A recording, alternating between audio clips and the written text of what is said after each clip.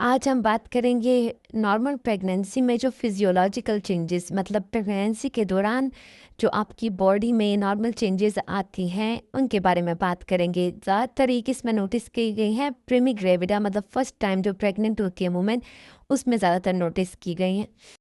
Physiological changes से क्या मुराद है? फिजियोलॉजिकल चेंजेस से मुराद ये कि आपकी जो फुल बॉडी है उसमें चेंजेस आएंगे। सेकेंडली, आपके जो जेनिटल ट्रैक, मतलब पेल्विस एरिया है, उसमें चेंजेस आएंगी।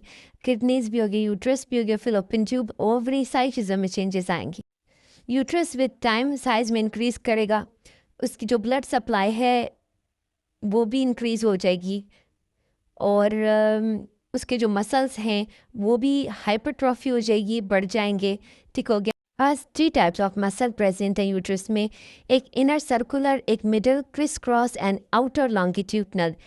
इनके हर एक के अपने अपने फंक्शंस हैं। इनर लेयर है, इनर लेयर जो है हमारे पास, वो क्या करेगी? डायलेशन ऑफ सर्विक्स, सर्विक्स को खोलेगी। किस वक्त? जब डिलीवरी होगी, लेबर होगा, उस वक्त।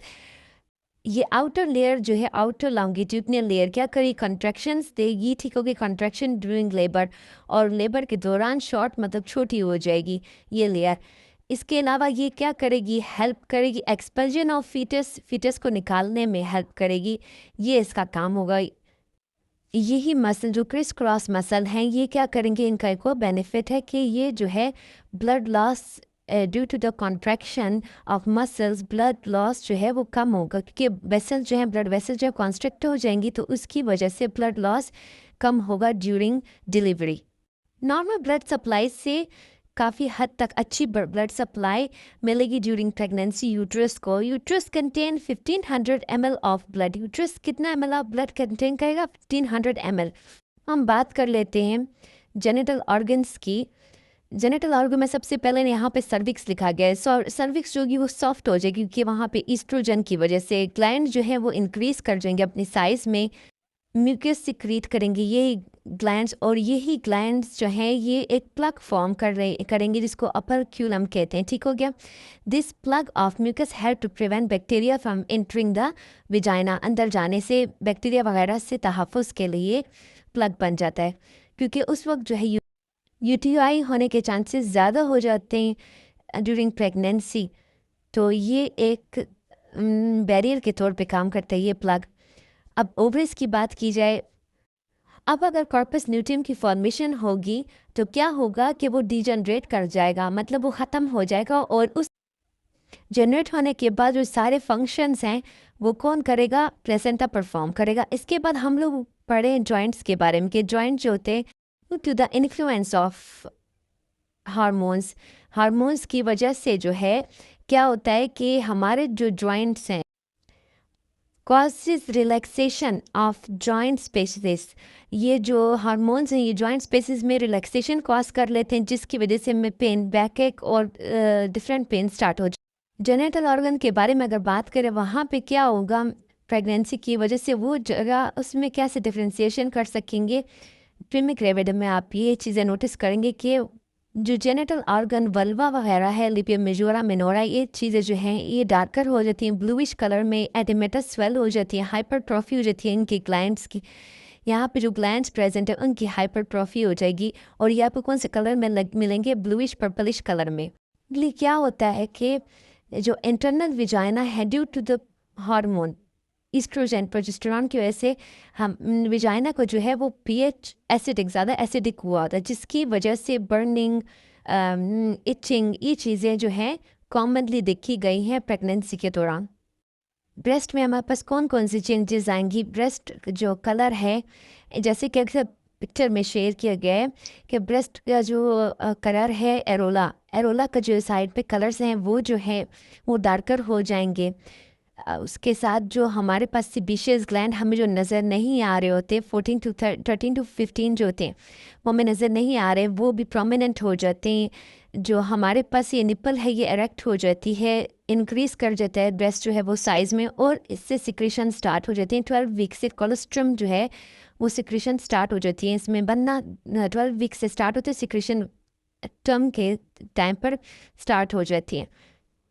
30% ब्लड जो है वो वॉल्यूम के लिहाज से बढ़ेगा। ठीक हो गया। तो लाज़ी बात है इसका असर हार्ट पे भी होगा। हार्ट को ज़्यादा पंपिंग करनी पड़ेगी जिसकी वजह से ज़्यादातर फीमेल को शॉर्टनेस ऑफ ब्रेथ का मसला होता है।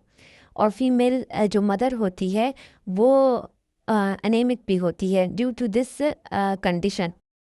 प्रेग्नेंट वुमेन्स को ये क्यों रिकमेंड किया जाता है कि आप सुपाइन पोजीशन में ना रहते बल्कि साइड पोजीशन में रहते। इसी फीमेल जो है फेंट भी हो सकती हैं, ब्लड प्रेशर उनका लो हो सकता है ड्यू टू क्या रीज़न है कि एक तो एनलार्ज यूट्रस है, उसने जो है इंफीरियर वेना कैवा को जो है प्रेस किया होता है जिसकी वजह से जो बैक फ्लो है ऑफ द ब्लड उसमें टाइम लगता है। की बात कर रहे हैं वही डायफ्राम की वजह से जो है वो ब्रेथलेसनेस होगी, नाजिया वॉमिटिंग क्यों होगी। ऐसा होता है कि ज़्यादातर due to regurgitation and acid reflux की वजह से हार्ट बर्न होगा और दूसरा hormones and thirdly due to the development of uterus, जो यूट्रस साइज में डेवलप करता जा रहा है तो ऑर्गन्स जो हैं ऊपर की तरफ जा रहे हैं। ठीक हो गया, उसकी वजह से जो है रिगर्जिटेशन हो रही है, एसिड रिफ्लेक्स हो रहा है, उसकी वजह से मिनिश टोन ऑफ द स्टमक, ठीक है, और डिक्रीज जो है हमारे पास जो गैस्ट्रिक जूसेस हैं उसकी वजह से हो रहा है और इसी की वजह से जो है बाउल मूवमेंट भी प्रॉपरली नहीं हो रही, कॉन्स्टिपेशन होता है प्रेगनेंसी में। अब बात करते हैं यूरिनरी ब्लडर के बारे में कि यूरिनरी ब्लडर या यूरिनरी सिस्टम में क्या चेंजेस आती हैं। एक तो हार्मोन की वजह से चेंजेस आती है, दूसरा हमारे पास जो यूट्रस का साइज़ इंक्रीज़ होता है उसकी वजह से जो है वो प्रेशर डालती है राइट किडनी पर, तो उसकी वजह से यूट्रस और रीनल पेल्विस जो है वो डायलेट कर जाता है। दूसरा ये बात हो गई कि इंक्रीज़ जो होगी वो होगा frequency of urine specially in starting and at the term.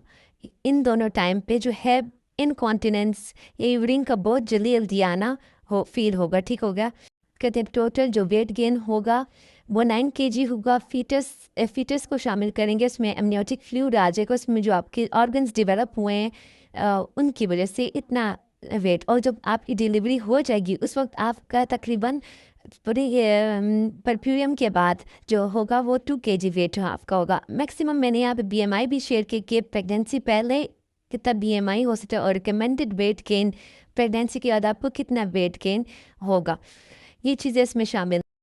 हम यहाँ पे बात करें नॉर्मल प्रेगनेंसी में ओडीमा की। हमारे पास 2 टाइप्स ऑफ ओडीमा है, एक है पैथोलॉजिकल, एक है फिजियोलॉजिकल। फिजियोलॉजिकल ये है कि अब आपने कोई काम किया खड़े होके, मुसलसल आप खड़े रहे जिसकी वजह से फ्लूइड रिटेंशन हुई और उसकी वजह से आपकी पाँव में हाथ में स्वेलिंग वगैरह हो गई। ठीक हो गया, इसकी वजह से हो गया और आपने रेस्ट किया तो उसके बाद वो स्वेलिंग ख़त्म हो गई। This is a physiological swelling in during pregnancy and due to hormones progesterone, oestrogen, इनकी वजह से फ्लूइड रिटेंशन हो रही है आपकी बॉडी में और यही इन्फ्लुएंस कर रही है आपकी बॉडी में एडिमा को भी। तो कोशिश करें ड्यूरिंग प्रेगनेंसी आप छोटे छोटे ब्रेक्स लेकर काम करें। It will also help you in having good pregnancy experience. Changes आएंगे स्किन में जो है आपके पास ड्यू टू हार्मोनल चेंजेस, आपकी जो स्किन पे चेंजेस आएंगे ड्यूरिंग प्रेगनेंसी वो हाइपर पिगमेंटेशन, मतलब आपके फेस पे जो है ब्लैक ब्लैक या ब्राउन ब्राउन स्पॉट्स हो सकते हैं, स्ट्रेच मार्क्स, आपकी जो स्टमक है उसके ऊपर स्ट्रेच मार्क्स हो सकते हैं जिसको हम स्ट्रिया ग्रेविडम कहते हैं। वेस्कुलर वेन्स का जो है वो ज़्यादा बड़ा हो जाना, ठीक है, ये चीज़ें हो सकती हैं। नेल्स का जल्दी टूटना है या जल्दी जल्दी बड़े होना है हेयर्स और नेल्स का, ये चीज़ें हैं। लीनिया नाइग्रा जो एक कंडीशन है, एक मिड लाइन बन जाती है दरमियान में, ब्राउनिश कलर की होती है, ठीक है। ये हमारे पास सारी changes during pregnancy are. So take care of a pregnant lady as a clinician, as a practitioner और as a husband or any relative you are. So take care of. It is a beautiful experience, but it is also a difficult process, a painful journey. So take care and have a good diet.